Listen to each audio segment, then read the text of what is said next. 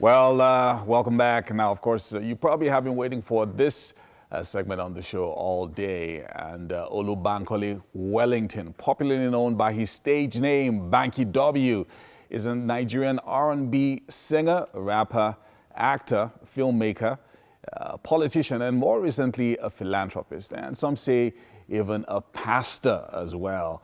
Now, he has a few really big songs out of Africa.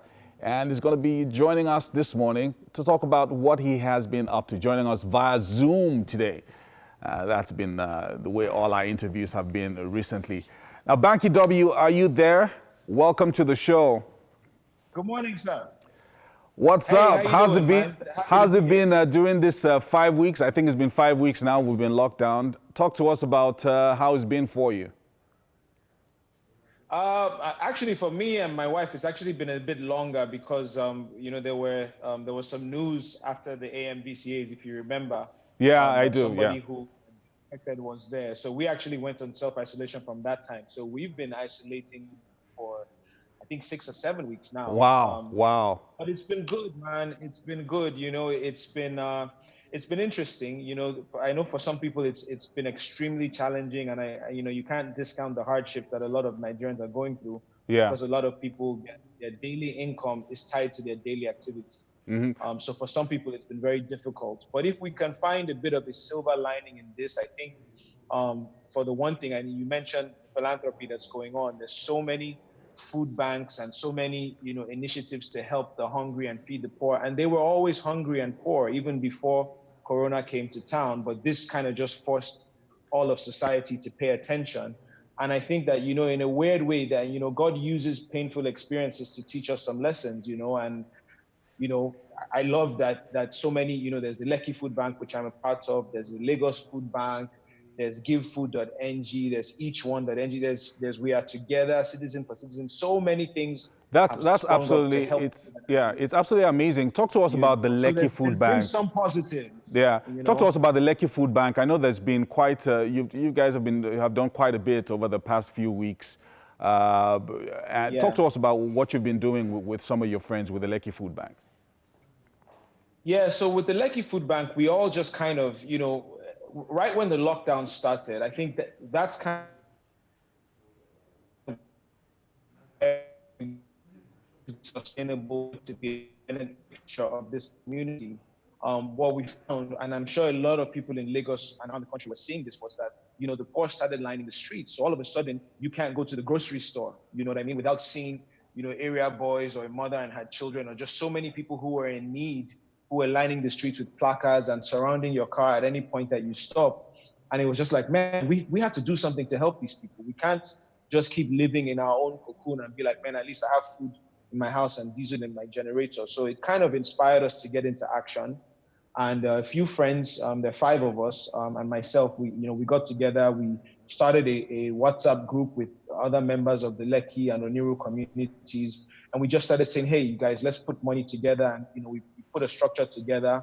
And now we work with the community leaders. So there are a few communities surrounding the Lekki Phase 1 area. So there's Maroko, there's Marwa, Waterside. There's even other places like Itedo and all of that. So we picked a community that has literally thousands of people who are in need. And we work with their community leaders, their King of Boys, their women leaders. We work with the police, we work with LASMA, we work with Safety Commission. We even work with some soldiers who are doing it for us as some form of their own CSR. And it's amazing. And we have this structure where every it's amazing because quite a number of other communities are taking a lead from what you guys are doing. You're inspiring others to do the same as well, because I know that a number of other communities across the Lekki Express are also doing their own food bank, all the way down to Agungi, Osakpa, and the rest of them. Absolutely. And that's been the prayer, really. It wasn't just for Lekki Food Bank to be a sustainable success. It was also our prayer that we would inspire other people around, that there should be a food bank in every estate, in every community, because there's so many people that are in need. You can't, I heard a saying once that said, you got to be careful because one day the poor will have nothing left to eat than to eat the rich. So if you think that you are rich and you are okay, that's not how it works. God blesses you to be a blessing to others. So our hope was that, hey, listen, let this kind of effort spring up across the country, and let those of us who have enough to share, who have enough to spare, share with people that are in need. Let's all kind of, each one reach one. Let each person, whatever it is that you can contribute to help a family or to help somebody who has nothing to eat. We have to get through this thing together. We're facing a recession, a famine of biblical proportions. This is a crazy time in our country. So anybody that thinks that we can sit around and expect that the government can do everything. Listen, the price of oil is in the gutter. So even the government is bankrupt right now. The government doesn't have enough money to function. So all of us have to join our hands together. And we can't wait for the World Health Organization or Dangote or Tedala. No one person can do everything, but each of us can do something. And that's absolutely amazing.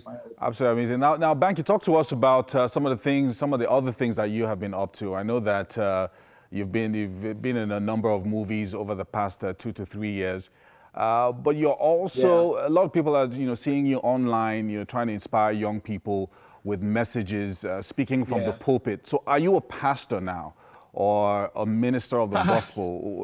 Tell us what you are exactly to us. That's the young people now. So I think people tend to rush to attribute titles because they automatically want you to fit into a specific box. And so I'm not like I don't really go by the pastor title because I'm not officially a pastor. What I am is a work in progress child of God. And I've learned a lot of things over the years. And I feel like God has been speaking to me and teaching me through experiences, through his word, through just spending time in the word of God. And I'm just trying to share from that because I honestly believe that, especially for the younger generation, man, if you think you can get through these times without God, then you're fooling yourself. Like, we need God now more than ever. And if I can share from the experiences that I've had and from the lessons that I'm learning and from, what God is teaching me, if I can help young people, kind of draw closer to God and make it through these difficult times and have the kind of backbone that you need and the kind of strategies that you need for success and just the wisdom that I've been fortunate enough to be blessed with, then I'm going to share from that experience. And I think for me, it's kind of special because I have this wealth of experience from music and from movies and from business. So maybe you wouldn't listen to a young person may not listen to a pastor, of a congregation, but you listen to me because you identify with me and you know the place that I'm coming from and the life that I've lived and the things that I've gone through. So if you come because of those things, then come because of that. But get of what I'm saying and that's important. I don't really like the title so much. My name is not Pastor Wellington. My name is Banky Wellington. So just Banky call W. me by my name. We'll just forget about the title. Maybe we'll just stick Minister Banky W there until you become a pastor. But take Banky like that. That's how when I was campaigning, they said shouting "Honorable, Your Excellency." Like, what? We rush to do this. We rush to do this as a society. Let somebody do something honorable before you call him honorable. Let somebody do something excellent. I like that. And I was also going to ask. So, 7 to 8 weeks in isolation. Have you written any music as we round off? Because we have just about 30 seconds to round off now. Have you written any music in the past 7 to 8 weeks? We're in the studio right now. We are in the studio right now. Now that the lockdown has been lifted, we're back in the studio working on a new album. My wife is working on some music as well. So we're working on music, movies.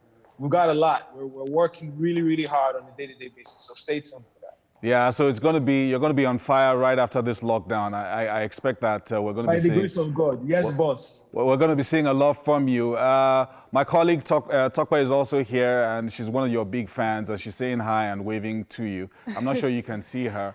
Hi, Tokpa. Hi, Banky. Yeah, I can't see, but hi, Tokpa. Hi, Banky. How you doing? Very well, thank you. We are looking forward to having some good music from you right after this. I was telling my colleague, your experience over the past few years. We are hoping to see a body of work telling us good stories. Oh, for sure. Definitely. All right. Thank you so much, Banky W, for joining us on the show. Keep up the good work with the Lekki Food Bank and your ministerial work with the young people. Really great stuff that you're doing. We're going to be looking forward to hearing from you again. Thank you so much for joining us on the show. Thanks so much for having me on, guys. God bless. Today.